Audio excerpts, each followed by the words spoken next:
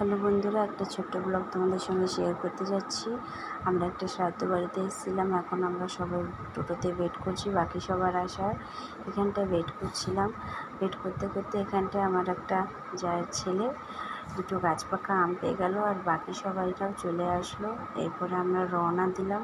আর আমি এখানটায় হাসাহাসি করছি, এটার কারণ হচ্ছে আমি জীবনে ফার্স্ট টাইম টোটোর পিছন সাইডটায় বসেছি, তাও পা ঝুলিয়ে, আর টোটোটা খুব ঝাঁকি দিচ্ছিল বলে এরকম হচ্ছে, ভিডিওগুলো একটু নড়ে যাচ্ছে। এখানটায় পাটা শাকের গাছ দেখতে পাচ্ছ বন্ধুরা। এই গাছগুলো আরও বড় হয়, আরও লম্বা হয়। হ্যাঁ, এইভাবেই আমরা দুপুরের সময় বেরিয়েছিলাম, আর একটু সূর্যের আলোটা বেশি, তখন তাপটা ছিল, তাপমাত্রাটা।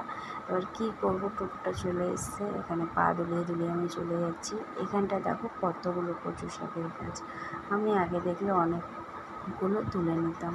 আর এখানটা আমি একটু হাত দিয়ে পোজ দেখাচ্ছি বন্ধুরা। এইভাবেই এই সাইডটায় রাস্তাটা খুব ভালো ছিল, এখান থেকে যাওয়া ভালোই লাগে। এই রাস্তাটাও খুব ভালো।